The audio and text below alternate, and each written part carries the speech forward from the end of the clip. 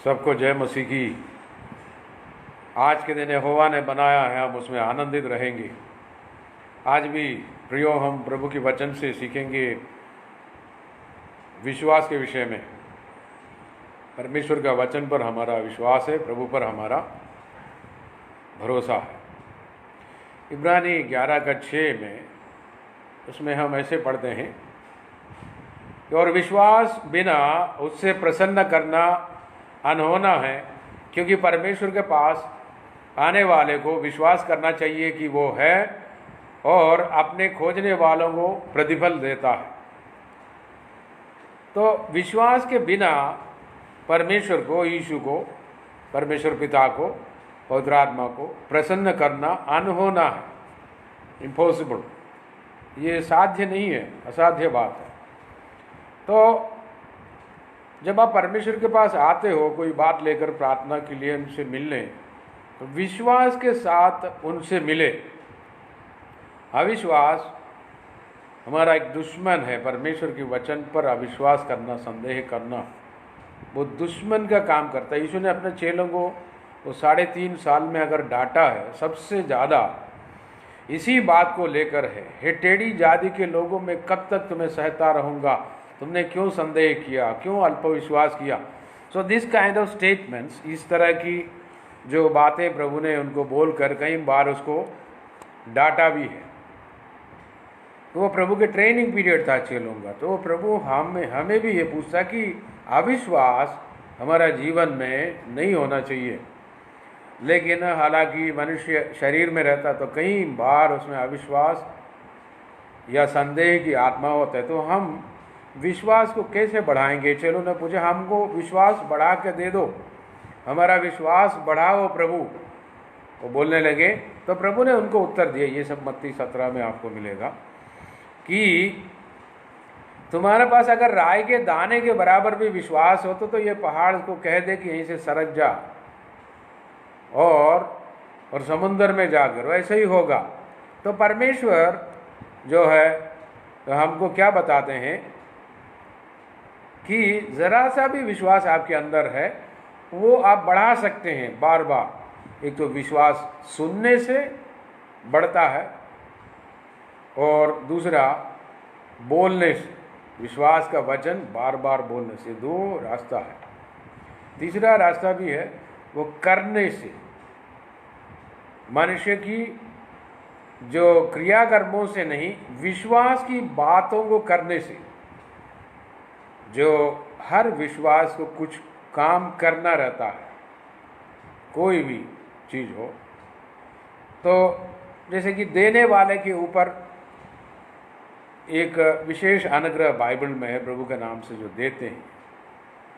अगर आप बोले ठीक है, मैंने वचन सुना, मैंने विश्वास किया, मेरे अंदर विश्वास आ गया, फिर आप मुंह से बोलने लगा कि ठीक है मैं देता हूँ, मैं देने वाला हूँ प्रभु के नाम से, तो भी वो काम पूरा नहीं होगा। याकूब इसी बात को लेकर डांटते हैं कि विश्वास का कर्म होता है, 2 कर्म होता है।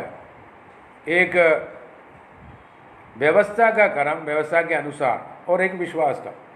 वो दोनों में फ़र्क ये है कि व्यवस्था का कर्म ये है कि मैं कुछ करूं तो प्रभु मुझ पर दया करेंगे। लेकिन विश्वास का कर्म वो है कि पहले आपने विश्वास कर लिया कि प्रभु ने मुझ पर अनुग्रह करना शुरू कर दिया है, इसलिए मैं जाके करूँगा। दोनों में फ़र्क है, बहुत फ़र्क है। एक जैसा दिखता है लेकिन ये दोनों में बहुत अंतर है। फरीसियों का वो विश्वास ये था कि पहले वो कुछ करके कि वो प्रभु से कृपा पाना चाहते थे, लेकिन हम विश्वास करते हैं प्रभु ने हम पर दया कर चुके हैं, अब हम विश्वास का काम करेंगे। इब्रानी 11:6 में हमने पाया कि विश्वास के बिना परमेश्वर को प्रसन्न करना अनहोना है। और इब्रानी 11 का पहली आयत में आपको ये दिखेगा, अब विश्वास आशा की हुई वस्तुओं का निश्चय और अंधे की वस्तुओं का प्रमाण है, क्योंकि इसी के विषय में प्राचीनों की अच्छी गवाही दी गई। तो विश्वास अगर आगे बढ़ना है तो आपके अंदर आशा होना चाहिए। चंगाई के लिए विश्वास आना है तो चंगाई की आशा होना चाहिए। आशा और विश्वास दोनों वचन सुनने से आता है। वचन का श्योरिटी, वो श्योर हो जाते हैं आपके अंदर, वो आप निश्चित हो जाता है, आपके अंदर यकीन हो जाता है, तो वो विश्वास की लेवल पे आ चुका है। आशा कि मन में एक आशा जागते हैं, को किसी ने बोला मैं मदद करूंगा तेरा, तो एक आशा अंदर आ जाता है, लेकिन उसमें कंफर्म नहीं है। जैसे आपने ट्रेन में, रेलवे में टिकट लिया, वो अब जाने का तो है, टिकट है, वेटिंग में है, लेकिन कंफर्म नहीं है। किसी दिन अचानक आपके पास एक मैसेज आ गया कि आपका टिकट कंफर्म हो गया, टिकट नंबर और ये सीट नंबर ये है, तो आप यकीन हो जाता है। दोनों आशा और विश्वास में यही फर्क है। तो पहले परमेश्वर पर आशा रख कर चलना शुरू करें, वचन सुन सुन के उस आशा को विश्वास में तब्दील करना है। We need to confirm. वो कन्फर्मेशन परमेश्वर की तरफ से आता है, वचन से आता है। तो परमेश्वर का वचन आपको हमेशा अनुग्रह देता है। जो विश्वासियों का पिता जो होता है इब्राहिम है, हम उस बात पर आएंगे। इब्राहिम विश्वासियों का पिता है।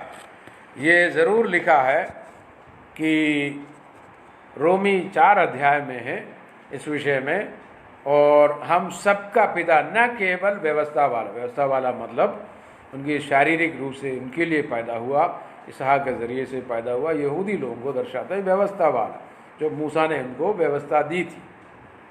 व्यवस्था वाले अकेले नहीं, हम विश्वास के द्वारा, उसमें लिखा है कि इब्राहिम के समान विश्वास करने वाले, तो परमेश्वर ने इब्राहिम को हम सबका पिता बनाया है।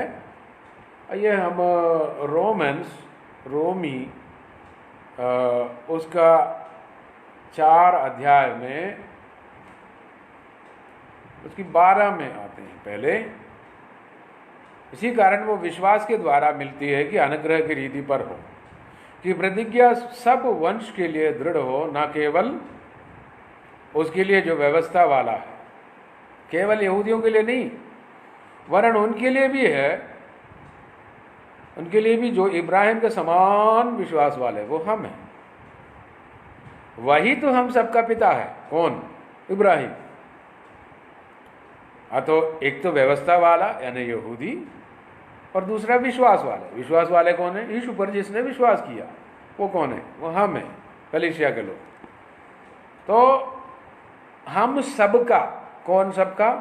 यहूदियों का भी और विश्वासियों को भी, दोनों का पिता कौन है? इब्राहिम।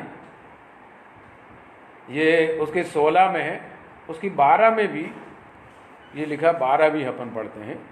और उन खतना किए हुओं का पिता हो, जो न केवल खतना किए हुए हैं, परंतु हमारे पिता इब्राहिम के उस विश्वास के लीक पर चलते हैं जो उसने बिन खतने के दशा में किया। देखा, उधर भी वो हमारा पिता है। किसी भी हालत में, किसी भी कंडीशन में एक विश्वासी, एक बिलीवर जो यीशु के पीछे चलते हैं, उसका पिता जो है इब्राहिम है। इब्राहिम हमारा पिता है। इब्राहिम हमारा पिता है। नया नियम में कई लोग इस बात को तवज्जो नहीं देता कि इब्राहिम हमारा पिता है, जबकि नया नियम में साफ सुथरा लिखा। बहुत सी आयतें हैं कि 15 अध्याय उत्पत्ति में प्रभु ने उनको आज्ञा दी थी, एक वायदा किया था कि तू बहुत सी जातियों का मूल पिता होगा। अगर आप उत्पत्ति पढ़ेंगे तो बड़े मुश्किल से 4-5 जातियों का पिता है। वो कौन? एक तो अपने वंश में जो इसहाक के थ्रू, और एक दूसरा दासी के ज़रिए से जो आया इस्माइल, और केतूरा के कुछ बच्चे जो उसकी वंश, कुल मिलाकर 4-5 वंश है। तो इतने जाति के पिता होने के लिए प्रभु ने उसको नहीं बताया था। बहुत सी माने हजारों किस्म की, संसार में हजारों जातियां हैं, उन सब का पिता हमारा इब्राहिम है। आपकी जाति कोई भी क्यों ना हो, कोई भी कौम के क्यों ना, भाषा के क्यों ना हो, गोत्र के क्यों ना हो, अगर आपने यीशु पर विश्वास करके यीशु को ग्रहण कर लिया अपना दिल में, मालिक के रूप में, उद्धारकर्ता के रूप में, ऑटोमेटिकली आप इब्राहिम के वंश के हो जाते हैं।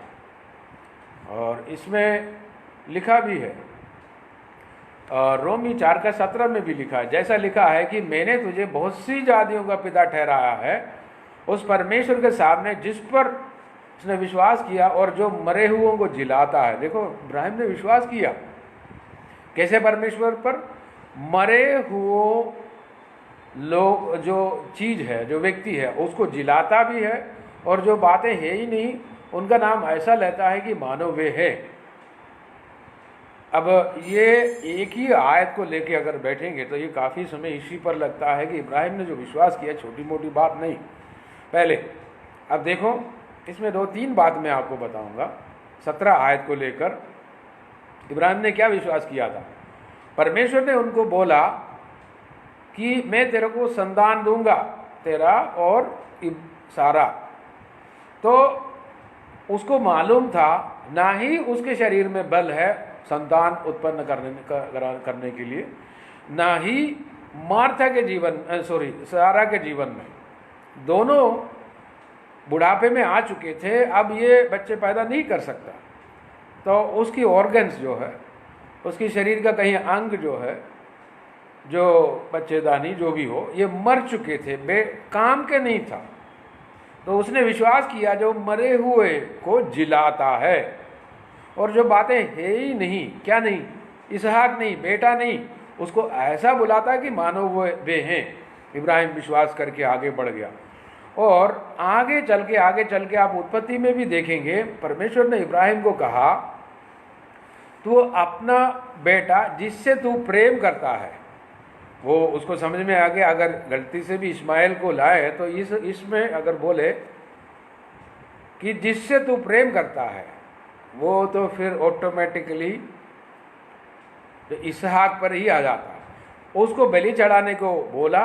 बाइबल में नहीं लिखा है कि वो दुखी हो गया, ऐसा कुछ हो गया है कि इमोशनल हो गया होगा, आई डोंट नो, लेकिन विश्वास करके वो चला। तो भी यही आयत, यही जो बात लिखा रोमी 4:17 में, वो फिर काम आ गया। देखो, एक वचन बार बार काम आता है, फिर वो काम आ गया। उसमें वो लिखने लगा, कहने लगा कि जो मेरा बेटा इसहाक अगर मर भी जाए, मरे हुओं को जिलाता खुदा है, वो उसको जिंदा कर देगा। मरे हुओं को जिलाता है, उसको जिंदा कर देगा। देखो, ये आयत तो फिर से काम आ रहा ना। अब इसमें यह है, और जो बातें है ही नहीं उसको ऐसा बुलाता है कि मानो वे है। अब मान के चलो, इसहाक को बलि चढ़ाया, उसके गले रहता जो भी हो काट दिया तो वो मर गया। उसको विश्वास क्या है, मैं अपना बेटे को बलि चढ़ाऊं और मरने के बावजूद वो जिंदा होगा। लेकिन उसको मालूम है अगर उस समय जिंदा नहीं हुआ, थोड़ी देर बाद होगा, उसको दफनाना पड़ेगा, कई दिन बाद उसकी बॉडी में से मांस ये सब वो जो है ये समाप्त हो जाए, जो है ही नहीं, आपका शरीर ही है ही नहीं, उसको परमेश्वर ऐसा बुलाएगा मानो वे है। ये फिर इब्राहिम ने विश्वास किया। देखो, इब्राहिम का विश्वास कंटिन्यूअस है, लेकिन परमेश्वर ने इब्राहिम को विश्वास को इस्तेमाल किया यीशु पर। वो मरे हुओं को जिलाता है, यीशु को जिलाया मृतकों में, इफिसी 2 अध्याय में लिखा है। परमेश्वर पिता ने जो यीशु को मृतकों में से जिलाया, जो है ही नहीं, उसमें जान नहीं है, वो तो चला गया, उसको ऐसा बुलाया कि मानो उसमें जान है, वो वापस आ गया। देखा, ये इब्राहिम का विश्वास कोई छोटी मोटी बात नहीं, वो उनके शरीर की मरे हुए अवस्था को बदल दिया। इसहाक पैदा हुआ, और इसहाक को बलि चढ़ाते समय उसकी दिल में से, इसहाक मर चुके थे, 3 दिन की रास्ता है? मुश्किल से 100 किलोमीटर कुछ दूर है, पता नहीं, वो धीरे धीरे चलता होगा, हेब्रोन से लेके यरूशलेम तक। यरूशलेम की पहाड़ों पर बलि चढ़ाया था। तो ये 3 दिन का पैदल पैदल जा रहा होगा, तो वो पहाड़ की चोटी पर आ गया। मैं जहाँ तुम्हें दिखाऊं वहाँ पर उसकी जितने भी सर्वेंट्स हैं सबको रोक दिया, बोला रुक जा। और जित लकड़ी जो है इसहाक के कंधों पर रखा, और ऊपर की तरफ वो जो चढ़ रहे थे चढ़ाई, आज वो यरूशलेम है वो जगह। तो अभी तो मंदिर तो वही बना था, परमेश्वर की जो भवन, लेकिन बाद में अभी मस्जिद है जो भी। अब वो जो भी वो जो परमेश्वर का मंदिर जो बनाना वो बना लेगा सब। लेकिन इसहाक को उस समय, आज से करीबन 4000 साल पुरानी मैं बात में बोल रहा हूँ, तो पूरे संसार में किसी बात पे अगर झगड़ा पूरा संसार में होता तो इसी इब्राहिम की इसी बात को लेकर है कि वो मेरा पिता है, वो मेरा। अलग अलग कौम, यहूदी कौम, इस्लाम के जो कौम के लोग और क्रिश्चियन, तीनों, ये मेरा पिता है, मेरा पिता, ये जमीन हमारा है, इधर वो है, ये जो उसी बात को लेकर है। तो इसहाक को लेकर ऊपर जो चढ़ रहे थे चढ़ाई पे, तो ये बेटे ने पूछा, पापा, अब्बा, अब्बा करके वो लोग उस शब्द को, अब्बा माने काफ़ी पर्सनल शब्द है, मेरा पिता, मेरा प्यारे पिता, वो एक्चुअली हिंदी में आप ऐसा, मेरे प्यारे पिता, अब्बूजान, अब्बा। देखो, हम बलि चढ़ाने, खुदा को बलि चढ़ाने तो ऊपर जा तो रहा है। देखिए, आपने आग तो रख लिया, उस समय माचिस तिल्ली कुछ भी नहीं था वो ज़माने में। वो लोग एक कटोरे में ऐसा रख के उसको टांग कर वो जो है वो ले जाते हैं, आग जो है, लकड़ी जला के, कोयला जला के, जैसे भी, तो उसी से जलाते हैं। ऐसा माचिस तिल्ली टाइप की कोई चीज़ नहीं, लाइटर नहीं, कुछ भी नहीं उस समय। ज़माना वो है, 4000 साल पुरानी है। बोले आग भी तो है और लकड़ी जो है जलाने की, वो जलावा जो लकड़ी जो है वो मेरे कंधे पर है, लेकिन इब्राहिम, मेरे खुदा, मेरे बाप, अब्बूजान, वो जो बलि का बकरा कहाँ है, जो जानवर जो बलि चढ़ा, मेमना कहाँ है? एक्चुअली वो सवाल खुदावन की तरफ से है, ये लड़का जो पूछ रहा था इसहाक, और इब्राहिम ने उसको जो दिया उत्तर भी खुदावन की तरफ से है। यहोवा यीरे, परमेश्वर इंतजाम करेगा, उसका 2 मीनिंग है उस शब्द का। परमेश्वर प्रकट होगा, एक मीनिंग है, दूसरा मीनिंग है परमेश्वर इंतजाम करेंगे, यहोवा यीरे, परमेश्वर यहाँ प्रकट होगा। एक्चुअली यीशु मसीह वहीं पर ही आया, वो अभी भी वो भविष्यवाणी पूरी नहीं हुई, यीशु दोबारा फिर आएगा, प्रकट होगा। देखिए, वचन जो है एक दर पर दर, एक लेवल दर वो उसकी भविष्यवाणी बाहर निकलता रहता है। तो इसहाक ने उसी एक ही आयत है वो, तो जो रोमी 4:17 में बोल रहा हूँ, इसमें से बारंबार प्रोफेसी निकल रहा है। वो बेटा, वो जो देखिए मरे हुओं को जिलाता है। पहले उसकी बॉडी और सारा की जो बॉडी, वो वर्किंग या फंक्शन में नहीं था बच्चा पैदा करने के हिसाब से, सारे सिस्टम बंद हो चुके थे सारा की, और ये 90 साल और 99 साल इस तरह की एज में पहुंच चुके थे, तो टोटली सिस्टम बंद हो गया, बुढ़ापे में आ चुका। जो मरा हुआ वो सिस्टम को प्रभु ने विश्वास के जरिए से नया तरोताजा कर दिया कि आप खुद ही आश्चर्य करेंगे कि ये 90 साल की बूढ़ी माँ अम्मा जी जो है, ये जो सारा बेगम जो हमारी परदादी है, जो भी है, अब हमारी माता जी है, वो देखा जाए तो विश्वास के जरिए से तो इतनी सुंदर हो गई कि वहाँ के राजा वो जो बोले शादी करने पीछे चले आए 90 साल की बूढ़ी माँ से। यानी कि परमेश्वर ने उनके शरीर को नया तरोताजा किया बाई फेथ बॉडी जो है उसका फंक्शन रिन्यू हो सकता है। और इब्राहिम का उम्र आप चेक करो, और याकूब का और इसहाक, इन लोगों का सब उम्र चेक करो, ये 200 साल से ऊपर रहा। जहाँ तक मैं समझता हूँ विश्वास के द्वारा डबल एज हो गया इसका ज़माने के हिसाब से। उन दिनों में 120 की अंदाज़ा उम्र चलता था, फिर वो जाके आज के ज़माने में देखे तो 80-70 इस तरह के लेवल पे आ गया है, या कम भी हो, व्हाटएवर एवरेज आपको तो मालूम है। सो वो उनका एज में दोबारा पूरा शक्ति आ गया। फिर वो जो वचन जो है मरे हुओं को जिलाता है, जो बातें है ही नहीं, मानो उसको ऐसा बुलाता मानो वो जिंदा है करके, ये उस पर चला गया कि इसहाक पर, इसहाक को बलि चढ़ाते वो 3 दिन इब्राहिम के दिल में इसहाक मर चुके थे। 3 दिन, यीशु मसीह भी मरने के बाद कितने दिन, 3 दिन कब्र में उसका बॉडी रखा, उसमें जान नहीं था। हालांकि दाऊद ने भविष्यवाणी अलग से किया कि वो अपने संत को वो शरीर को सड़ने नहीं देगा, इसलिए वो बॉडी सड़ने नहीं देंगे। वो तो खुदावंत की बरकत है, वो बेटा है उसका। यहाँ इसहाक भी 3 दिन इनके दिल में मर चुके थे, क्योंकि उसने फैसला कर दिया, एक चीज फैसला कर दिया तो हो गया, क्योंकि वो पीछे हटने वाला नहीं। हालांकि परमेश्वर को इतनी जबरन स्वर्गदूत को भेजकर 2 बार बुलवाना पड़ा। अब्राम, उस समय उसका नाम अब्राम था, अब्राहम नहीं, 2 बार बुलाना पड़ा कि बेटे को बलि नहीं चढ़ाना, मारना नहीं। क्योंकि जाते रास्ते में ये क्या कह रहा है कि यहोवा इरे, प्रभु इंतजाम करेगा, लेकिन उसका दिल में था कि मैं इसको बलि चढ़ाऊंगा। इसलिए प्रभु, और वो उसका विश्वास जरा देखो, नीचे तराई पर पहाड़ चढ़ने से पहले दासों को खड़ा करके बोल रहा है, हम दोनों, तुम लोग इधर रुको, हम दोनों, माने हम दोनों कौन?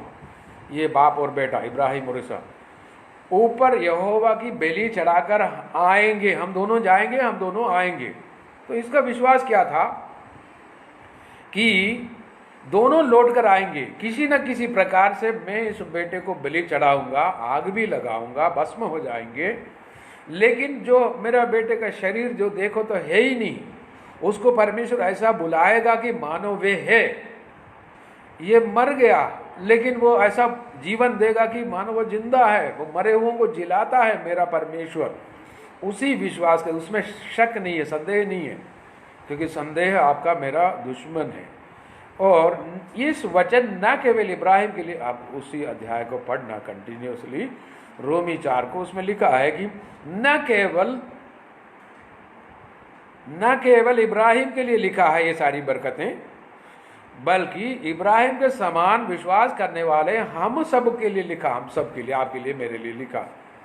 तो हम भी उसी लेवल का विश्वास करेंगे तो हम भी उसी लेवल के हो गया, इब्राहिम के समान हो गया, तभी तो हम इब्राहिम का बेटा कहलाता है। और यीशु के विषय में भी देखो कि फरीसी लोग उसको, यीशु को बहुत परेशान कर रहे थे कि वो यीशु ने, क्योंकि उनको बोला कि तुम शैतान के बच्चे हो, तो वो क्या बोल रहा है, नहीं, वो बोलने लगा कि नहीं, हम इब्राहिम हमारा पिता है। यीशु ने उनको जवाब दिया, देखो परमेश्वर इन पत्थरों से इब्राहिम के लिए संतान उत्पन्न कर सकता है। पत्थर माने अन्य जाति, जिसमें जान नहीं, जिसको वचन नहीं मिला, ये सब पत्थर समान, हम सब वही थे, हम तो बेकार किस्म के थे, कोई मतलब की नहीं थे हम सब। हम तो यहाँ कुछ दिन रहकर खा पी के और नरक जाने वाले थे, पत्थर किस्म के।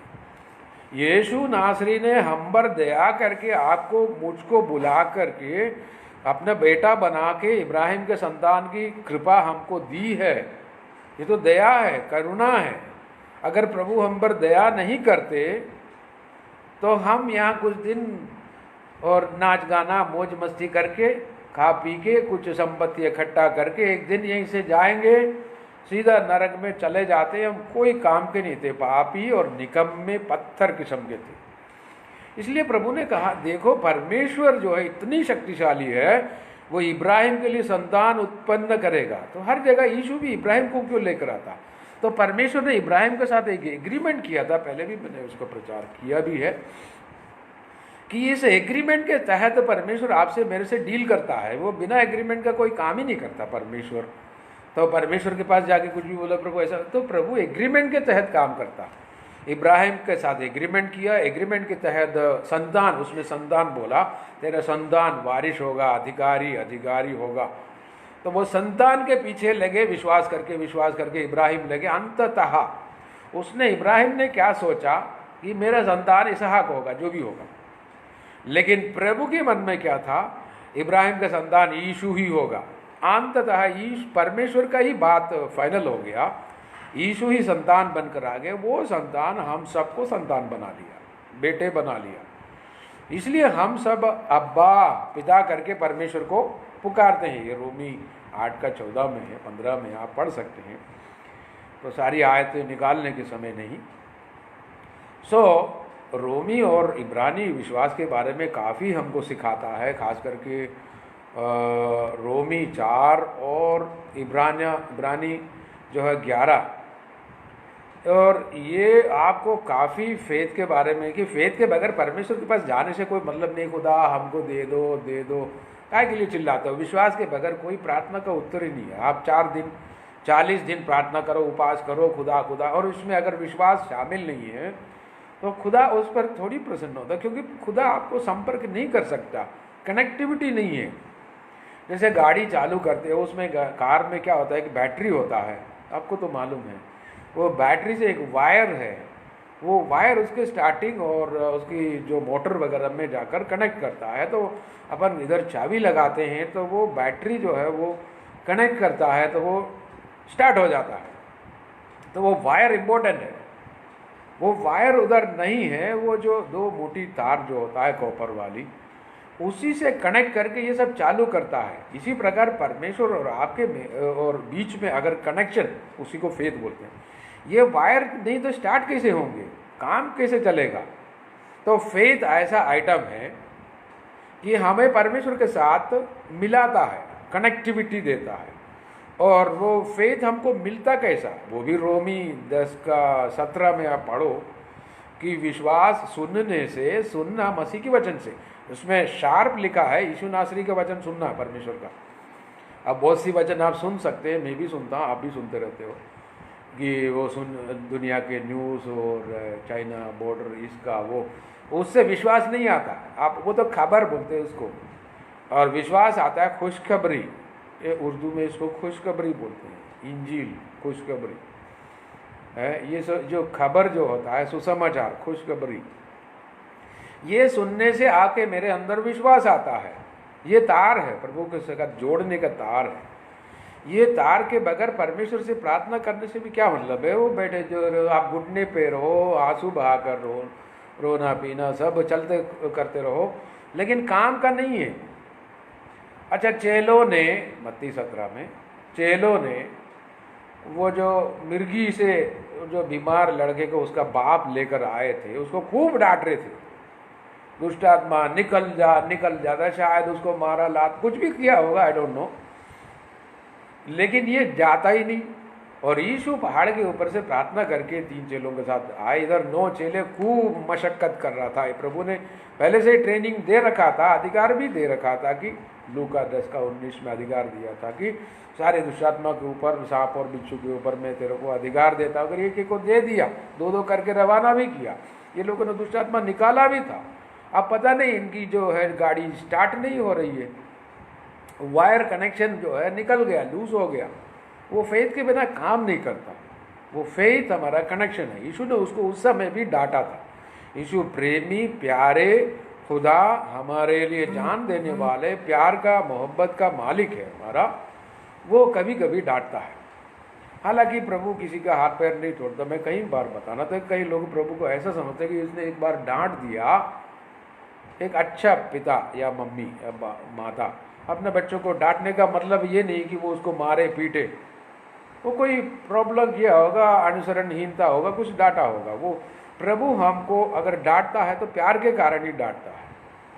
वो हाथ पैर तोड़ने, आपको वो मरवाने, कहीं गिराने, ऐसा नहीं करता प्रभु। ऐसा प्रभु का नेचर ऐसा है ही नहीं। हाँ, अंत में न्याय करेगा, जिसको नरक में फेंकना फेंक देगा, वो तो न्याय वाली बात है। वो प्रेम में वो हमको ऐसे कामों में नहीं फंसाता, वो नहीं गिराता नहीं परमेश्वर। तो प्रभु इस तरह प्रभु के बारे में गलत धारणा रखना, प्रभु रोज मारता। मैंने बहुत सारी प्रचार सुना है, प्रचार सुन सुन के कई बार परेशान भी हो चुका, लेकिन प्रचार से ही विश्वास आता है। वो वचन की प्रचार से ही होगा। प्रभु मारेंगे, इसके लिए हमारे पास वो पुराना नियम का, मूसा का पुस्तक में से 2-4 आयतें मिलेंगे भी ज़रूर, पक्का मिलेगा। देखिए, परमेश्वर जो ऐसा मालिक है कि हम उसके बारे में गलत धारणा अगर रखेंगे तो वो हमारे लिए हानिकारक है, खुदा के लिए नहीं, क्योंकि वो भला है हमेशा। आप यीशु का दृष्टांत को देखो कि यीशु 3 दासों के बारे में जो दृष्टांत है, उसमें एक राजा है, वो अधिकार लेने वरने दूसरी शहर चले जाते हैं। तो 3 दासों को वो सोने का सिक्का देता है, टैलेंट जो भी देता है, एक को 5, एक को 2 और एक को 1 ही दे देता है।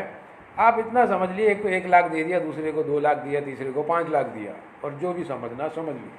और बोला कि मेरा जाने के बाद जब मैं आऊँगा तो तुम लोग इस बीच का गैप का जो भी टाइम है 1 साल 2 साल, उसमें एक धंधा करना, कोई ना कोई कैसा भी करके कर लो, इसको बढ़ाओ, ये धन बढ़ा के मेरे को वापस दे देना, मैं आकर चेक करूँगा तुम्हारे काबिलियत क्या है, पेमेंट मैं दूंगा, रिवार्ड सब मैं दूंगा, लेकिन ये जो धंधा है मैं धंधा करने के लिए मैं दे रहा हूँ। पहले वाले ने धंधा किया, डबल कर दिया, दूसरे वाले ने धंधा किया, डबल किया। ये राजा जब लौट के आया कि दोनों को तारीफ किया, तारीफ करने के बाद एक को 10 शहर के ऊपर मालिक बना, गवर्नर बना लिया, दूसरे को 5 शहर के ऊपर मालिकाना हक दे दिया, तू इसका राजा बनेगा, क्योंकि ये महाराजा है, ये महाराजा बनकर आ गया कि तू छोटे छोटे राजा बनेगा शहरों के ऊपर। पुराने ज़माने में छोटी छोटी जगह शहर के ऊपर, जैसे भोपाल, जैसे होशंगाबाद, ऐसे छोटे छोटे शहर कस्बे के ऊपर एक एक राजा हुआ करते थे पुराने ज़माने में।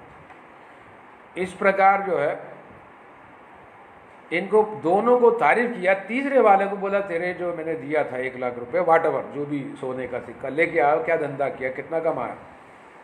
तो वो क्या बोल रहा है कि तो मैं जानता था, मैं आपके विषय में मेरे पास कुछ जानकारी था, मैंने और मूसा से इधर से कुछ पढ़कर मैंने ये समझ कर रखा था, मैं प्रचारक से सुन के, कि तू जहाँ बोता नहीं है वहाँ से फसल काटते हैं, जहाँ बिखेरते नहीं है वहीं से तू बटोरता है। तेरे बारे में मैंने सुना, मैंने अपना दिल में एक अच्छा कंसेप्ट बना कर रखा है, इसलिए तू कठिन मनुष्य है, मैंने समझा था। इसलिए मैंने ये सोचा कि तूने मेरे को दिया, मैंने उसको जो सिक्का जो सोने का जो भी उसको बांध बूंद के मटके में मैंने ज़मीन के नीचे गाड़ दिया था। तो वो राजा इतना गुस्सा करने लगे, बोले हे दुष्ट दास, उसको कोई तारीफ नहीं किया, तूने मेरे बारे में ऐसे गलत चीज़ें तू दिल में धारणा करके रखा था, तो मैं तेरे को ऐसा न्याय करूँगा, जो तूने मेरे विषय में जो अपना कन्फेस किया है, अभी जो मुँह से बोला है, इसी आयत के अनुसार, इसी बात को लेकर मैं तेरा न्याय करूँगा। इसका मतलब आप ध्यान रखिए कि आप परमेश्वर के बारे में ऐसा गलत, ये बहुत क्रूर है, परमेश्वर बहुत मारता रहता है। मैंने पहले भी कहा, परमेश्वर एक बार न्याय करेगा, जिसको काटना है वो काट देगा, फेंकना है वो फेंक देगा। वो तो आपको रोमी 9 में मिलेगा, जिस पर वो दया करना कर लेगा, जिसके ऊपर वो खंडन करना वो कर भी लेगा, दोनों वो करेगा, उसमें कोई वो नहीं। लेकिन प्रभु का बेसिक नेचर जो है वो प्रेम है। ऐसा नहीं कि परमेश्वर के पास प्रेम है करके बाइबल में नहीं लिखा, बाइबल में लिखा है कि परमेश्वर प्रेम है, परमेश्वर बराबर प्रेम। ऐसा नहीं कि कोई प्रेम लेकर पहनकर चलता है, नहीं, वो खुद ही प्रेम है। प्रेम पहनकर चलना और प्रेम है करके बोलना, दोनों में जमीन आसमान का अंतर है। और हमें कहा गया है कि कोलोसी 3 वगैरह में आप पढ़कर देखो कि आप मसीह को पहन लो, हमको पहनने को कहा, हमें तो पहनना पड़ेगा, वो तो प्रेम है, उस प्रेम को हमको पहनना पड़ेगा। सो ये जो दुष्ट दास को परमेश्वर ने क्यों न्याय किया, क्योंकि उसने परमेश्वर के बारे में गलत धारणा रखा, उस गलत धारणा के कारण काम धंधा किया नहीं। आप प्रभु के लिए कोई बेनिफिट काम इसलिए नहीं करेंगे कि आपको मालूम है तो मैं कुछ भी करूं, ये तो मेरे को मारेंगे ही मारेंगे, वो तो फेंक देगा मेरे को, तो फिर मैं क्यों भला, मैं क्यों करूं। अगर आप प्रभु के लिए कुछ करेंगे तो इसलिए आप करेंगे कि तो प्रभु भला है, ये मेरे को भला करने वाला परमेश्वर है, ये तो अनुग्रह का खुदा है, तो मैं तो करूँगा ही करूँगा। देखो, दोनों धारणा में, दोनों आपकी जो कॉन्फिडेंस है, आपके अंदर जो विश्वास की जो बात है, ये परमेश्वर की नेचर के ऊपर आधारित है। विश्वास अगर बढ़ना है तो प्रभु को भला समझो। तो कई लोग बाइबल पढ़कर बोलते हैं कि ऐसा वैसा, ठीक है, मैं मानता हूँ, मैं खुद ही मानता हूँ, बाइबल अगर बुद्धि से समझे तो कन्फ्यूजन बहुत होगा। कई बोलता प्रभु डांटता है, प्रभु काटता है, सब। अगर आप आत्मा से समझो तो ये प्रभु जैसे अनुग्रहकारी कोई है नहीं।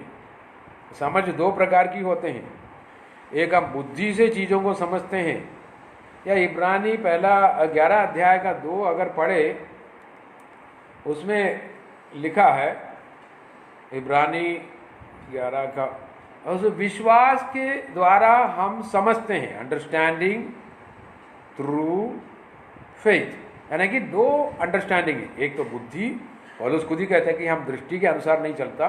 दृष्टि का मतलब ये नहीं कि आंखें, 5 इंद्रियों से हम नहीं चलते हैं, हम विश्वास के द्वारा चलते हैं।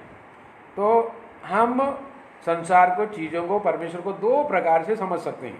एक आपकी बुद्धि के अनुसार, बहुत सारे लोग बुद्धि के अनुसार समझने के बाद थोड़ा साइंस सीखेंगे, थोड़ा ये करेंगे, किसी की बात सुन के बोले खुदा है ही नहीं है। और भजन गीत में लिखा है कि दुष्ट लोग अपना हृदय में कहते हैं कि खुदा है नहीं, और नीति वचन में लिखा है जो हृदय में भर जाता है वो मुंह से बाहर आ जाता है, यानी कि बोल देता है। तो अपन को इब्रानी 11:2 में वो समझ के बारे में भी देखना है। विल गो टू हम इब्रानी 11:2 के उधर आएंगे। उस और 3 में लिखा विश्वास ही से हम जान जाते हैं। तो आप कार का ड्राइविंग कैसे सीखते हैं? आप विश्वास से थोड़ी सीखते हैं। बुद्धि, आंखें, कान, ये सब हाथ पैर टचिंग, इसी से आप सीखते हैं। उसको बोलते हैं बुद्धि से समझते हैं। आपने गणित को कैसे समझा? 5 7 35 कैसे समझा? बुद्धि से समझा, विश्वास से थोड़ी समझा उसको। कंप्यूटर ऐसे ऐसे ऐसे करते हैं, मोबाइल में ऐसे ऐसे खेलते हैं, तो ये सब कैसे समझा आपने? लैपटॉप में ऐसे ऐसे ऐसे करते हैं, सॉफ्टवेयर ये है, ये बुद्धि से समझा आपने। तो कोई विश्वास का कोई थोड़ी काम है ही नहीं उसमें। लेकिन इसमें लिखा है कि सारी सृष्टि की रचना परमेश्वर के वचन के द्वारा हुई है। विश्वास ही से हम इस बात को समझते हैं। आसमान, पृथ्वी, सूरज, चंद्रमा, हमारे शरीर, ये सब बनाया किसने? कैसे बनाया? परमेश्वर ने, वचन से। काय से बनाया? वचन से। हमने कैसे समझा? विश्वास से। तो दो समझ है, एक समझ बुद्धि से, एक समझ विश्वास से। विश्वास वचन से आता, बुद्धि की बातें संसार से आ जाती है। तो आपको विश्वास को बढ़ावा देना है तो वचन के इर्द गिर्द रहना पड़ेगा। भले आपको वचन मेरे को समझ में नहीं आए, 30 साल से वचन ढूंढ रहा, कई चीज़ें समझ में नहीं आता था, बारंबार उसके पीछे लगे रहने से, पवित्र आत्मा से पूछने से वचन समझ में आता है, वरना वचन समझ में नहीं आएगा। कई बार अच्छा एक चीज़ लिखा, बाइबल पढ़ के कई लोगों को कन्फ्यूजन होता है। उसमें क्या लिखा? एक जगह लिखा यूहन्ना 3 में, परमेश्वर ने संसार से ऐसे प्रेम किया कि वो अपने इकलौता पुत्र को दे दिया। और एक जगह लिखा है कि संसार से प्रेम करना परमेश्वर की दुश्मनी है। इसका मतलब कोई बाइबल पढ़ने वाला, बुद्धि से पढ़ने वाला बोले अरे तुम्हारा बाइबल में क्या लिखा है? एक जगह लिखा है परमेश्वर खुद ही संसार से प्रेम किया, और जाके तुमको बोल रहा है कि तुम संसार से प्रेम मत करो। इसका मतलब आप थोड़ा चेक करो, संसार जो है 3-4 मीनिंग है। संसार का पहला मीनिंग है संसार में रहने वाला जीवित लोग। दूसरा मीनिंग है ये पृथ्वी, इसके जो इसका मनुष्य एक अलग सिस्टम बना के परमेश्वर को छोड़कर जो गए हैं, वो भी संसार। तो पहले में ये पृथ्वी के जो मनुष्य जो है जिंदा, उससे परमेश्वर ने प्रेम किया कि ये मर न जाए, नरक में न जाए, इसलिए बेटे को दे दिया। दूसरे में जो संसार से जो प्रेम करते हैं, परमेश्वर से दुश्मनी करते करके लिखा है, वो क्या? सांसारिकता, संसार के पापमय जीवन, उससे मोहब्बत ना करो।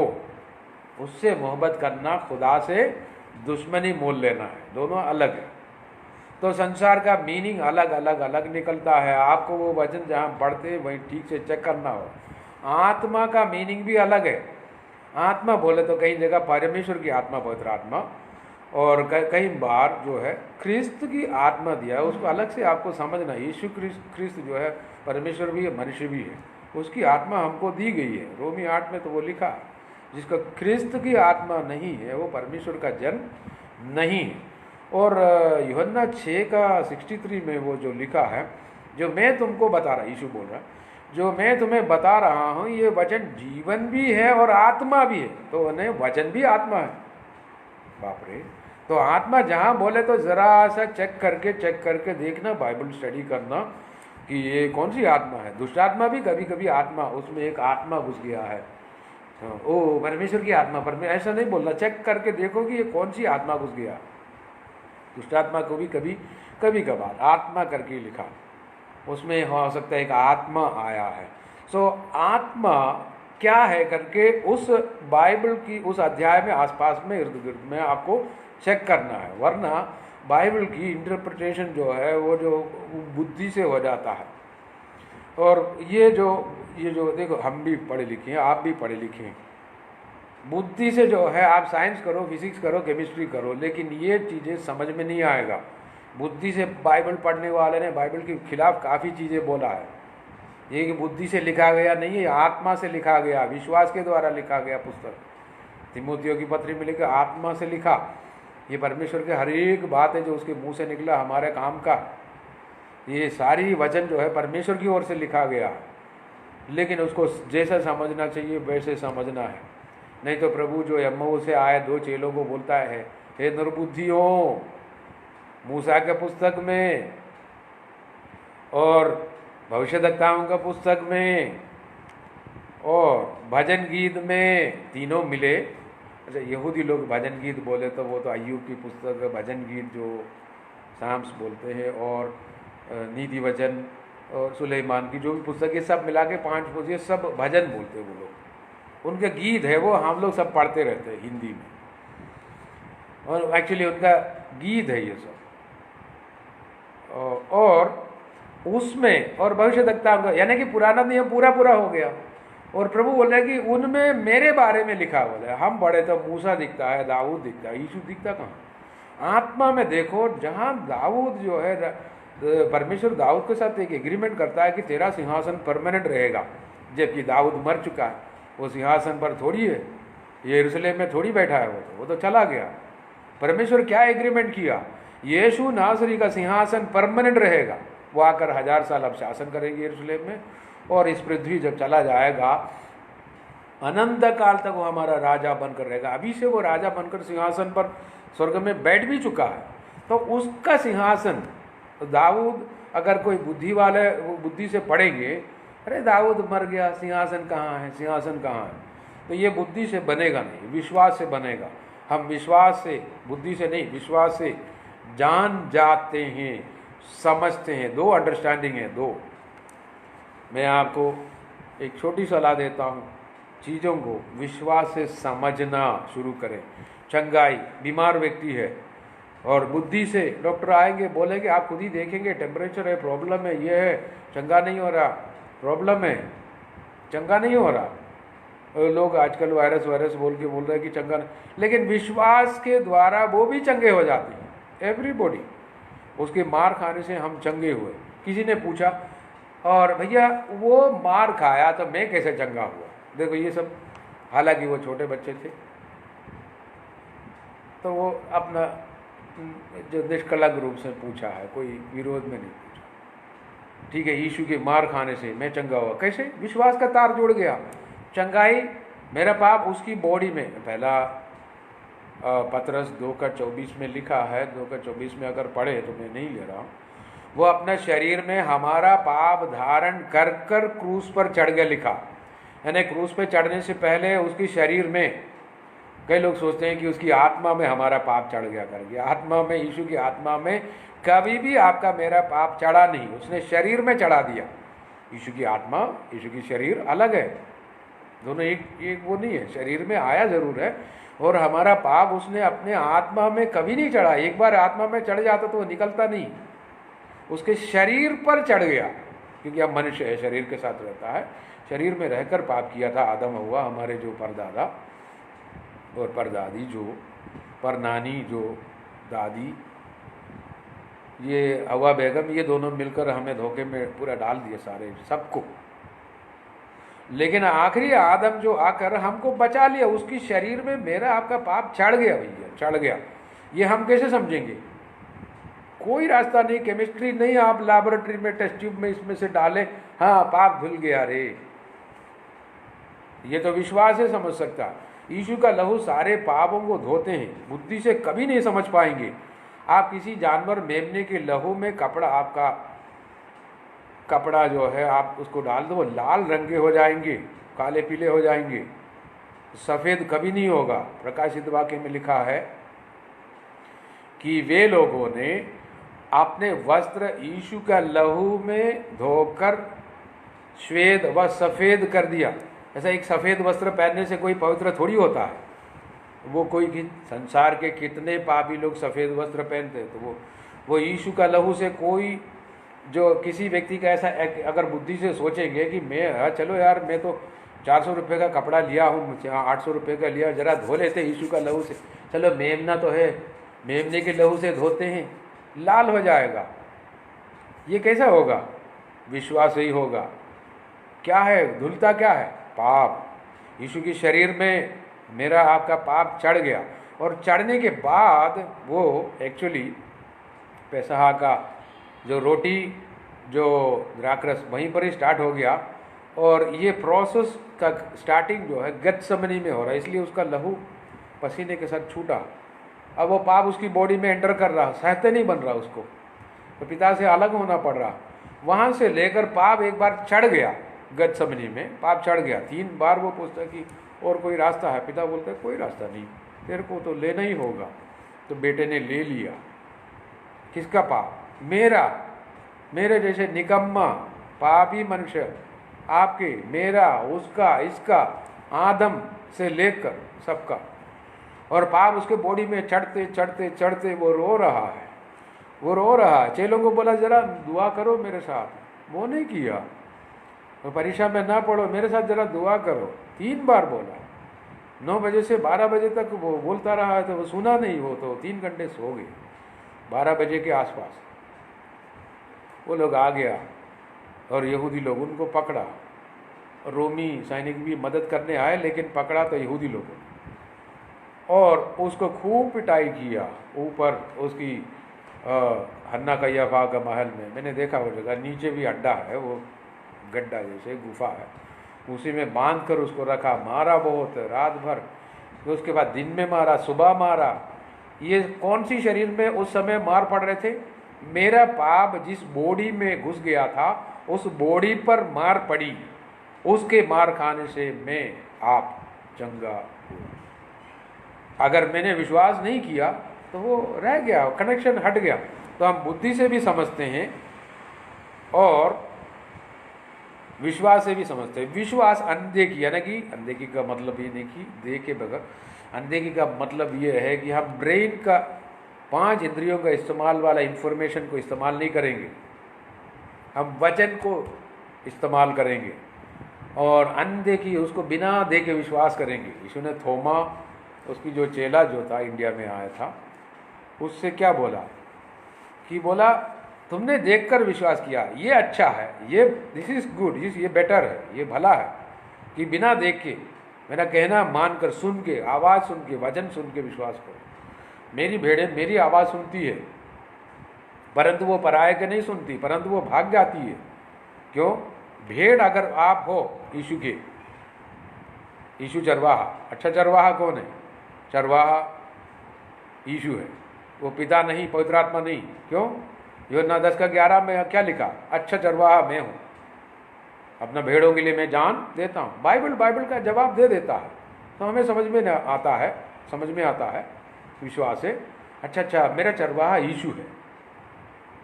अच्छा देखिए, पिता का अलग रिस्पॉन्सिबिलिटी है स्वर्ग में, पुत्र के लिए अलग है, यार मनुष्य बनने की जिम्मेदारी पुत्र को दी गई है। पवित्र आत्मा पुत्र को यहाँ प्रवेश कराने पृथ्वी में, उसको पालन पोषण में, पुत्र को निष्पाप होकर चलने में सब मदद पवित्र आत्मा ने की। मरते समय भी पवित्र आत्मा ने उसको डायरेक्ट किया, मरने के बाद जी उठने में भी पवित्र आत्मा ने काम किया। तो पिता पुत्र पवित्र आत्मा का काम है, वो तो पिता पुत्र आपस की सहमति है वो सब। चलो हमें ये सब कैसे समझ में आता भैया? ये तो ये वचन से समझ में आएगा। और मेरा पाप जब तक मैं विश्वास न करूंगा यीशु के बॉडी पर, शरीर पर चढ़ गया, उसकी समाया, चढ़ गया, मैंने किया पाप, लेकिन गिना गया उसके बॉडी पर, और मारा भी उसकी बॉडी पर, मारा भी उसको, मर गया वो मेरे खातिर, तो वो जी उठा। तो वो प्रोसेस जो है कंप्लीट है। इसलिए यीशु मरने के बाद लास्ट में जो मरते समय क्या बोल रहा है? इट इज़ फिनिश्ड, यानी कि जो मनुष्यों के लिए करना था वो काम फिनिश हो गया। लेकिन पूरा काम फिनिश नहीं हुआ, उसको वापस आना है, हमको लेना है, लेकर स्वर्ग में जाना, बहुत से काम बाकी है। जिस पर्पस के लिए आए थे वो काम पूरा कर दिया, अब उसमें कुछ भी पेंडिंग नहीं है। तो विश्वास से आप जानते हो कि यीशु पर भरोसा करना, आपको विश्वास करना ही होगा। यीशु मेरे लिए सब कुछ है, वो चंगा भी करता है। विश्वास करना कैसे? ऐसे या 53 पढ़ने से, पहला पतरस 2:24 पढ़ने से।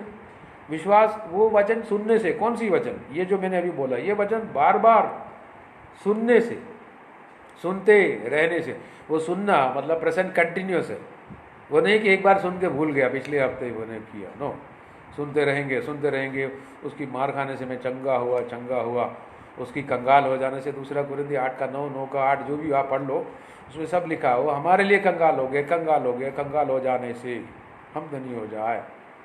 प्रभु को कोई प्रॉब्लम नहीं है, प्रभु नहीं चाहते कि हम कंगाल हो जाए। उस समय बॉडी में ट्रांसफर हो गया था मेरा पाप, मेरा श्राप। गलती 3:13-14 में लिखा है कि वो श्राप उसने ग्रहण किया। ये मैं कैसे विश्वास करूं? मैंने नहीं देखा यीशु को क्रूस पर चढ़ते हुए, मैं नहीं था उस समय यरूशलेम में, मेरा उम्र इतना है ही नहीं, 50 साल का। वो तो 2000 साल करीब पहले हुआ था, मैं तो था ही नहीं। कौन था? पिलातुस करके हिस्ट्री में लिखा, मैं तो था ही नहीं वहाँ पर। फिर ये वचन सुन के मैंने विश्वास कर लिया, वचन बोला, विश्वास कर, विश्वास किया। आप भी ऐसे करेंगे, जो थर्ड पार्टी आएंगे वो भी ऐसा विश्वास करेंगे। सुनो, विश्वास करो, सुनो, विश्वास करो, फिर आप उसको देखने लगेंगे रियलिटी में। सो विश्वास जो है मोस्ट इम्पोर्टेंट चीज है। ईश्वर की अगर कृपा के बाद अगर कोई चीज इंपॉर्टेंट हो तो वो विश्वास है। विश्वास व्यक्ति व्यक्ति में फर्क है। मैं कई बार एक उदाहरण बोलता हूँ। एक अमीर राजा व्यक्ति ऐसा घोषणा की, जितने भी गरीब लोग हैं, निकम्मे जो गरीब है, जो जिसमें काबिलियत नहीं है, वो आ जाए मेरे पास रोज शाम को, खाना मैं खिलाऊंगा। बस अपने अपना प्लेट और चम्मच बर्तन जो भी लेके आ जाना, मेरा टेबल पे होंगे, उसमें से निकाल के देंगे, खा लेना।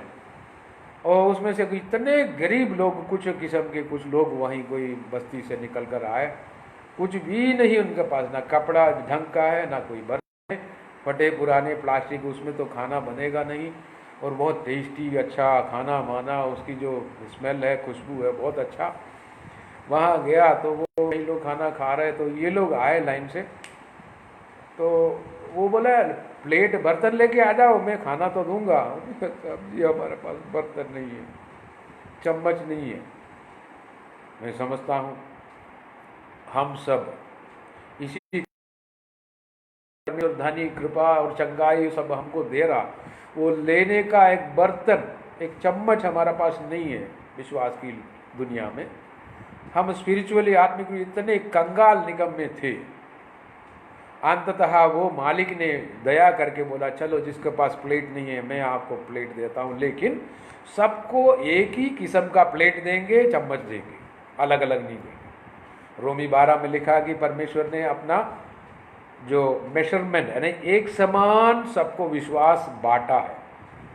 तो आपके मेरे पास विश्वास है, वो यीशु ने बांट दिया है, यीशु ने दिया बराबर किस्म की ही। कुछ लोग उसको डेवलप करते हैं, अलग चीज़। देखिए हर कोई बच्चा जो पैदा होता है, छोटे छोटे, कोई 2 किलो का, 3 किलो का, 4 किलो का, लेकिन सबका 5-5 उंगली जो है, वो जो 2-2 हाथ है, कान है, वो सब है। और जिसको अच्छे से पालते हैं वो बढ़ जाते हैं, अच्छा हेल्दी हो जाते हैं। और दूसरे को खाना नहीं देता, वो तो ऐसे ही बिल्कुल, तो वो उसमें बल नहीं है। तो कुछ लोग अपना फेथ को, जो प्रभु जब देता है, एक समान देते सबको। आपका उद्धार होते ही फेथ मिल जाता, अंदर आ जाता वो वचन से। कुछ लोग उसको अच्छा डेवलप करते, एक्सरसाइज करते, अच्छा वह स्पिरिचुअल भोजन खाते, खाकर हष्ट पुष्ट हो जाते और मजबूती से काम करते। कुछ बच्चे जो है ऐसी निकम्मे टाइप की, जो बिल्कुल उसमें बल है ही नहीं, अंदर बल, दुर्बल, कोई काम का नहीं, ऐसे ही हो जाते हैं। क्यों? उसको देखभाल नहीं किया, पालन पोषण नहीं किया। आप विश्वास को जैसे जैसे आप पालन पोषण करेंगे, वो मजबूत हो जाएंगे, ज़्यादा काम करेंगे। विश्वास आपके लिए बहुत कुछ करेंगे, बहुत काम करेंगे। विश्वास आपको चंगाई लाता है, बरकतें लाता है, और आपका घर भी बना के देता है। बोले क्या विश्वास नौकर चाकर है क्या? बिल्कुल नौकर है। यीशु ने बोला एक दृष्टांत में, क्या तुम्हारा जो दास है, जो आता है और खेती बाड़ी करके, क्या तुम उसको बोलते हैं कि आ जाओ बैठो टीवी देखो? नहीं, उसको फिर बोलते हैं कि आओ मेरे को खाना खिलाओ। है ना? विश्वास उधर भी काम करते हैं, उसके बाद आते तो वो थकता नहीं, फिर आपके लिए काम करते। That is called faith. वो फेथ है, वो आपके लिए काम करते रहते हैं। और फेथ माने आपका बॉडी नहीं है, फेथ आपके अंदर जो काम करने वाला एक शक्ति है, वो शक्ति वचन से आता है, वो जाकर काम करता है, विश्वास काम करता है। यीशु ने जो पेड़ को आज्ञा दी कि अब तेरे से कुछ भी कोई नहीं खाएगा, उसको कुछ बोलकर वो चला गया, यीशु का विश्वास काम किया। यीशु ने पेड़ थोड़ी काटा, विश्वास के द्वारा जो है वो ऑटोमेटिकली प्रभु ने ना चिंता किया, जो चेलों को 12 को बुला के लाया नहीं और वो कुल्हाड़ी से काटा भी नहीं। तो दूसरी दिन सुबह जो है पतरस बोल रहे कि हे खुदा, हे प्रभु यीशु मालिक, देखो इतने आश्चर्य करने लगा। प्रभु ने क्या आश्चर्य करना है, मैंने विश्वास को भेजा, काम हो गया। दैट इज कॉल्ड फेथ, वो विश्वास ये आप में भी है, मुझ में भी है। कौन काम कराएगा? काम जो करवाएगा, विश्वास को जितना काम करवाता है उतने मजबूत मसल वाला बनता है, जितना कम काम करवाता है दुर्बल है, बिल्कुल वीक हो जाता है। तो विश्वास से काम करवाओ। विश्वास बोलने से बढ़ता है, काम करवाने से बढ़ता है, विश्वास सुनने से बढ़ता है। ये तीनों एरिया में कोई बोले बपतिस्मा लेना, ठीक है मुझे मालूम है, वचन मैंने सुन लिया, विश्वास आ गया, अच्छी बात। लेकिन याकूब कहते हैं कि वो विश्वास कर्मों के बिना मरा हुआ और कुत्ते का पिल्ला पैदा हुआ था, 2000 दिन बाद मर गया। विश्वास पैदा हुआ था, मर गया। क्यों? काम नहीं करवाया, उसको खाना नहीं खिलाया, काम नहीं करवाया। और विश्वास सुनने से, बोलने से बढ़ता है। प्रभु के वचन, क्या बोलने से? अमिताभ बच्चन की वचन बोलने से विश्वास नहीं बढ़ता, प्रभु यीशु की वचन बोलने से विश्वास बढ़ जाता है। और यीशु की वचन सुनना, बोलना, करना, एक्शन। कई लोग एक्शन नहीं करता। बपतिस्मा अच्छा है, बोले ठीक है, मेरे को मालूम है, अच्छा हाँ तो बपतिस्मा ले लो। नहीं, वो मेरा चाचा मना किया, मामा। भैया एक्शन कहाँ गया? यीशु का एक्शन बहुत इस्तेमाल किया हर जगह। और अंधे आदमी के ऊपर उसने थूक और मट्टी लगा के साना, और उसके बाद सानने के बाद बोले जाओ उसमें कुंड में धो के आ जाओ। अरे वो बेचारा देखने वाले लोग, बेचारा गरीब आदमी, वो अंधे आदमी को, भिखारी को भगा रहे प्रभु। नहीं, उसे एक्शन करवा रहे। उसमें विश्वास था तभी तो वो आधा पौन किलोमीटर चल के वो गया। नहीं होता तो वो क्या बोलते, मेरे को चंगाई दी नहीं, देखो मेरे को घुमा रहा उधर तक। तो विश्वास में एक्शन होता। वो अंधे व्यक्ति ने सचमुच विश्वास कर लिया कि मैं जब धो लूँगा मेरे को दृष्टि में पाऊंगा। सचमुच आज भी वही है। प्रभु ने कोई सिस्टम थोड़ी बदला। इब्रानी 13 में क्या लिखा? यीशु मसीह ने कभी नहीं बदलता, कल और आज और युगानुयुग एक समान है। और अंधे को जैसे, अंधे को क्यों बोला कि तू जा, और अंधे को दिखता नहीं, लेकिन अंधे को यकीनन मालूम था कि मैं आज मैं चंगाई पाऊंगा, दृष्टि पाऊंगा, इसके कहना मैं वो सही है, मैंने विश्वास कर लिया, मैं जा रहा हूँ। एक्शन, धो लिया और कुंड में धो लिया तो पल भर में ये ठीक हो गया, पल भर में ठीक हो गया। और आप देखो मरकुस 2 में लकवे मारा आदमी को यीशु ने कहाँ चंगा किया? कोई प्रार्थना नहीं किया, कोई हाथ नहीं रखा। वो, और मेरे को कई बार आश्चर्य होता है, प्रभु ऐसा क्यों करते? प्रभु ने उसको बोला, उसने देखा कि इनमें विश्वास है। प्रभु को विश्वास दिखता है। क्या हमें दिखता है किसी में विश्वास? आदमी जो आ रहा है उसमें विश्वास है। प्रभु देखे क्या बोला? उठ, 3 आज्ञा दी सिंपली, उठ, खाट उठा, घर चल। अपन क्लास कक्षा 1 में तो यही सीखते, उठ चल फिर, ऐसे सिखा। उसने बोला उठ, खाट उठा, अपना घर चल जा। है तो यार 40 दिन का फास्टिंग करना चाहिए, हाथ रखना चाहिए, नहीं कुछ प्रार्थना तो करना चाहिए, कम से कम सिर पे हाथ रख के प्रार्थना तो करो, दुष्ट आत्मा को डांटो, कुछ नहीं। मैंने प्रभु से पूछा, प्रभु ऐसा आपने क्यों ऐसा किया? प्रभु ने बोला, बेटे सुनो, पहले मेरे को समझ में नहीं आया, बाद में उसने समझा, क्योंकि बाद में मैंने सुना। बेटे मेरे वचन में वो ताकत है, विश्वास करने वालों को वो वचन डायरेक्ट जाके चंगा कर देता है, खड़ा कर देता है। और उस आदमी में विश्वास था, कनेक्शन डोरी था, प्रभु ने आज्ञा निकाला मुंह से, वचन, प्रभु की वचन शक्तिशाली है, और उसके अंदर का फेथ दोनों मिलकर काम किया। उसने फैसला किया मैं खड़े हो जाऊंगा, खड़ा हो गया। और खाट उठाने की बल, यानी कि वो बल है, शक्ति, खाट उठाया, घर जाने की जो एक्शन, तो तीनों एक्शन उसने कंप्लीट कर दिया। ही वॉज हील्ड, वो चंगे हो गए।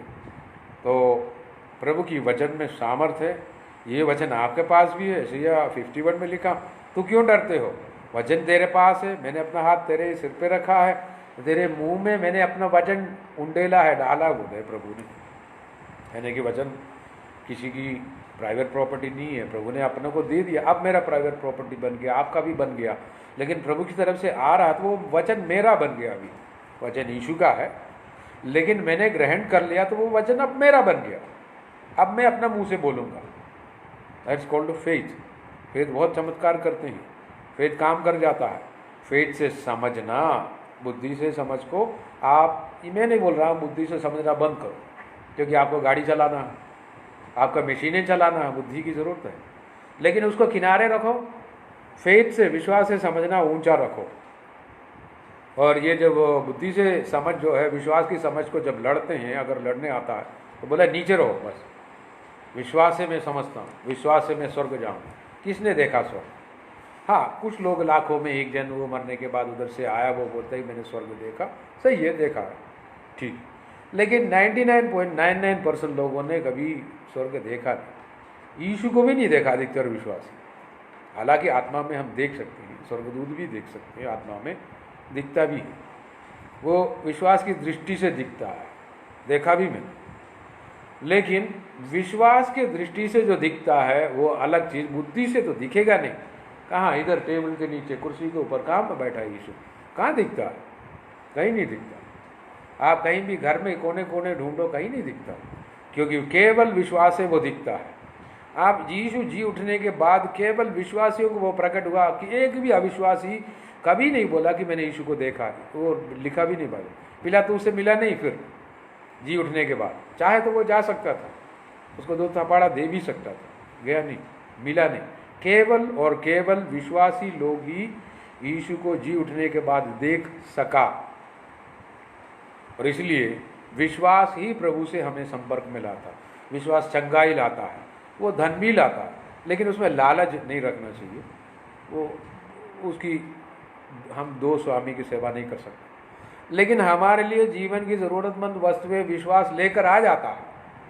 हमारा घर भी बना कर देता है, गाड़ी भी देता है, कपड़े भी देता है, हर चीज़ें विश्वास लाकर दे देता है। इसलिए प्रभु ने कहा चिंता क्यों करते हो, पहले परमेश्वर का धार्मिकता की खोज करो। वो क्या है? विश्वास है, यीशु है। ये सब वस्तुएं जुड़ जाएगा, आ जाएगा। बोले फेथ लाता है। तो प्रभु आपको अनुग्रह दे। विश्वास सबसे सुंदर वस्तु है। एक्चुअली मैंने इंग्लिश का ट्रांसलेशन हिंदी में करना चाहा, लेकिन बना नहीं। हिंदी में बोले तो अलग मैसेज हो गया, तो मैं लिखा पढ़ी करके नहीं करता। जो प्रभु देता है वही कहता हूँ।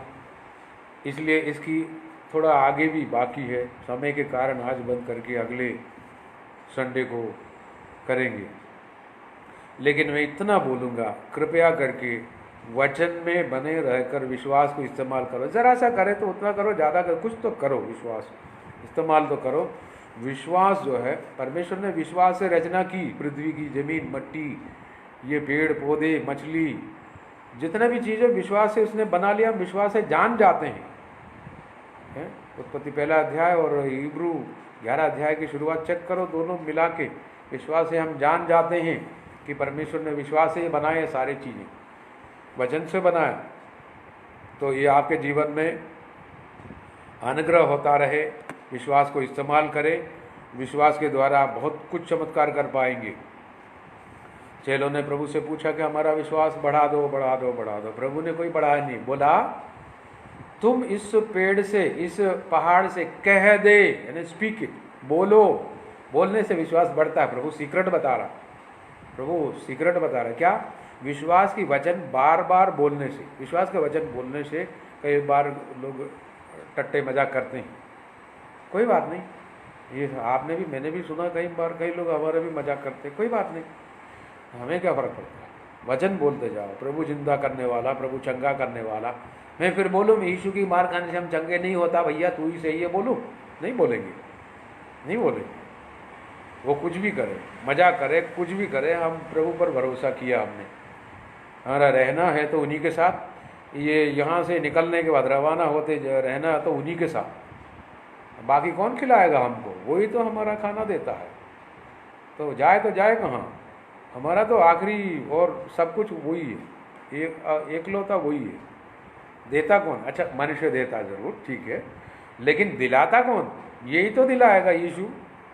तो विश्वास से हम जीवित रहेंगे, हम दृष्टि से नहीं। दृष्टि आने की मेरे पास कितना पैसा है पूरा काउंट करने में मना नहीं कर रहा, कर लो आप, लेकिन हाँ इससे ही पौलुस बोलते कि भाई इन दिखने वाले चीज़ों पर भरोसा करके मैं नहीं जी रहा हूँ। वो समुद्र में पड़े रहे 14 दिन और वो गिर भी गया, तो मतलब वो जहाज टूटा भी था, तो क्या देख के वो जिंदा रहेंगे? बोले नहीं ये कुछ नहीं है मेरे पास, नहीं कि वो रोया थोड़ी है, वो फिर यीशु का नाम बोला, लोगों को चंगा किया। वो जो माल्टा द्वीप के वो टापू के लोगों ने उनको लाखों का तोहफा दिया, वो सब लेके वो रोम चले गए। तो विश्वास से जीवित रहा, पत्थर मार के उसको तकरीबन वो मर भी चुका था, विश्वास से जिंदा रहा, विश्वास से जीवित रहा। पतरस भी कहाँ, विश्वास से जीवित रहा। इतने लाखों की प्रॉपर्टी चर्च ऑफरिंग आता था, वो बोला मेरे पास पैसा नहीं, क्यों? उधर ही पड़ा। वो विश्वास से, वो 7 लोगों को रखो मैं नहीं कर रहा, वो विश्वास से जीवित रहो, बाई फेथ आता ही रहा। इसका मतलब ये नहीं कि वो लोगों ने खाना नहीं खाया। 10-20 चीज़ कहते हैं कि 50,000 60,000 से लोग ज़्यादा लोग कलीसिया में जुड़ चुके थे बाद में। इन सबका अधिकतर लोग इधर आके खाना खाते थे, अपना घर भी कई लोगों ने बेच डाला। सबका खाना, कल का पैसा कहाँ से आएगा? विश्वास से जीवित रहा, आया। वो 13 साल जो कलीसिया यरूशलेम में रहा, अच्छे से रहा। ये पतरस, ये लोग, यूहन्ना, याकूब, ये लोगों ने विश्वास किया, प्रभु ने माना, और विश्वास काम कर जाता है। विश्वास अपना काम करता है, चंगाई देकर ही जाता है। विश्वास फिर पूछते हैं अब मैं क्या करूं? जैसे अपन को थकान होता है, लेकिन विश्वास को थकान नहीं होता, क्योंकि वो आया कहाँ से? स्वर्ग से, स्थिर है वो। 1 कोरिन्थी 13 में क्या लिखा? प्रेम यानी परमेश्वर का मोहब्बत, और ये विश्वास यानी स्वर्ग की विश्वास, आशा यानी स्वर्ग की आशा, इधर के नहीं। ये तीनों सदा स्थिर रहेंगे, स्वर्ग में भी परमानेंट है। बाकी यही की चीज़ें टेम्पररी है, जो कोई हिलाया जाएगा वो हिलाया जाएगा, वो तो जाएगा, जब जाना है संसार की वस्तुएं जाएंगी। इसलिए आप सदा स्थिर रहने वाला यीशु, उसके वचन पर भरोसा करें, आपको कोई नुकसान नहीं होगा। नुकसान जैसे दिखता होगा, लगता होगा, God is with you, the word is working. वचन आज भी काम करे। नहीं, आज के ज़माना अंतिम समय हो गया है कि सब खराब हो गया है, कंप्यूटर आ गया, ये आ गया, वचन काम नहीं करता। भैया ये देखो, कोई परमेश्वर को कोई फ़र्क नहीं पड़ता। आप 50 कंप्यूटर बनाओ, सुपर कंप्यूटर बनाओ, उसको कोई फ़र्क नहीं पड़ता, उसका वचन आज भी काम करेगा। हाँ, अविश्वास काम करने से रोकता है, वो तो पहले भी बोला। अविश्वास इसलिए आता है, अविश्वास की बातों पर ज़्यादा तवज्जो देने से अविश्वास चले आता है। एक ही व्यक्ति में दोनों चीज़ें एक साथ रह सकता है, विश्वास भी अविश्वास भी, दोनों एट ए टाइम रह सकता है एक ही समय पर। इसलिए अविश्वास को दिन ब दिन काट के उसको कमज़ोर कर दो। मैं कई बार कहता हूँ, 2 पौधा लगाओ, एक का नाम है लगा हुआ पौधा विश्वास, एक का नाम है अविश्वास। अविश्वास के नीचे गर्म पानी डाल दो रोज, बहुत गर्म, और विश्वास के पेड़ के उधर ठंडा पानी और उसके खाद डालो, वो बढ़ता जाएगा। ये दोनों, ये दूसरा जो अविश्वास का पौधा जो है वो सूख जाएगा फाइनली। इसको एक दिन में निकालना थोड़ा मुश्किल वाली बात तो है, लेकिन वजन बार बार मनन करने से आप अनुग्रह पाएंगे। आज भी इतना समय बढ़ गया, इसकी आगे का अगली संडे को अपन वजन मनन करेंगे, लेकिन विश्वास जो है आपको अनुग्रह में रखेंगे। आज अगर आप निराशा में भी क्यों ना, आप बार बार थोड़ी मेहनत कर लो, थोड़ा सा यीशु की वचन पर। मत्ती 11:28 में, जो बहुत से दबे हुए लोग मेरे पास आ जाओ, मैं तुम्हें विश्राम दूंगा, उस वचन पर आप आधा घंटा मनन करो, पता नहीं निराशा कहाँ चला जाएगा। You will be blessed, God will take care of you. विश्वास काम कर जाता है। ये जो कई बीमारी के बाद कई लोग सोचते हैं अब चर्च नहीं होगा, परेशानी होगी, अब धंधा नहीं हो, भैया ये सब पार कर जाएंगे। कैसे? विश्वास है। मेरे पास कोई ऐसे कोई जादू की छड़ी नहीं है कि ये सब पार कर जाए, लेकिन विश्वास से पार कर जाऊँगा। आप भी करेंगे। विश्वास वचन पर आधारित है, वचन सदा स्थिर है। मनुष्य के वचन बार बार ये लोग बदलते रहते हैं। अब पॉलिटिक्स में देखा होगा, ये बार बार बयान बदलते रहते हैं। टीवी में बोला, वीडियो प्रूफ है, लेकिन इधर आके बोले नहीं मैंने बोला नहीं, उनने ऐसा बोल दिया, मैंने नहीं बोला। वो बदलते रहते। परमेश्वर कभी नहीं बदलता। यीशु अपना बयान कभी नहीं बदला। 2000 साल हो गया, यीशु बयान नहीं बदला।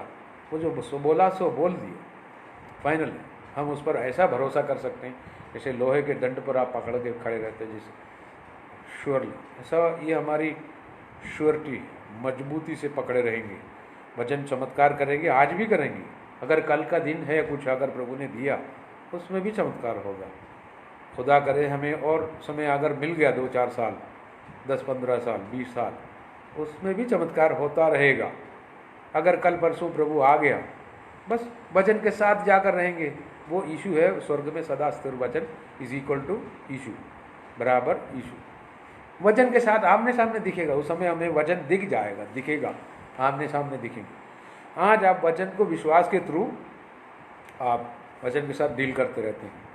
वचन इतनी ब्लेस्ड है, प्रभु की वचन अद्भुत काम करेगा। अगर पृथ्वी की सृष्टि अगर वो कर सकता है तो आपकी मेरे बॉडी में कुछ सृष्टि करके, कुछ काम करके कुछ चंगा नहीं कर सकते। Everything is possible, all things are possible. विश्वास करने वालों के लिए सब कुछ संभव है। ये मरकुस 10:27 में परमेश्वर के लिए क्या कोई कार्य असंभव है क्या?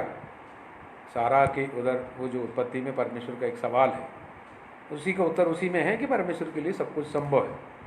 जरमाया ये जो ऐसे ये लोग सब ने ये देखा, परमेश्वर के लिए सब कुछ संभव है। तो उसी वचन के आधार पर मैं कहता हूँ आपके जीवन में चमत्कार करना परमेश्वर के लिए आज भी संभव है, तो कल भी संभव है। लगातार वचन और विश्वास और वचन दोनों बना रहेगा। खुदा का बरकत आपके साथ रहे। ये वचन के द्वारा बहुत सारे चमत्कार देखेंगे भी और आप करेंगे भी, क्योंकि वचन पर जो रहता है वो हमेशा चमत्कार में रहेंगे। वचन बहुत पावरफुल है, ये आपके जीवन में मिराकल करेगा। शून्य से सब कुछ बनाकर लाता है। जादू टोना नहीं, जादू नहीं, चमत्कार, मिराकल फ्रॉम जीसस। थोड़ी सी मेहनत करनी होगी। ये प्रार्थना, वचन और प्रार्थना, विश्वास बढ़ते हैं। वचन को बोलने से विश्वास बढ़ता है, वचन को करने से विश्वास बढ़ता है, वो काम कर जाता है। जो आपको नुकसान हुआ है वो वापस आ जाएगा। कई लोग बोलेंगे वो कभी नहीं आएगा। जस्ट बिलीव जीसस में विश्वास करो, जैसे आना है प्रभु ला कर दे देगा। प्रभु के लिए कोई कार्य असंभव है। प्रभु इसलिए स्वर्गदूतों को रवाना करके रखा, आपका सर्वेंट बना कर रखा। इब्रानी 11:1-14 में लिखा है कि वो हमारा सेवक है। वो वचन के आधार पर काम करती। प्रभु आपको बरकत दे। विश्वास के द्वारा आप भी बहुत चमत्कार करेंगे, देखेंगे। गॉड ब्लेस यू, आमीन।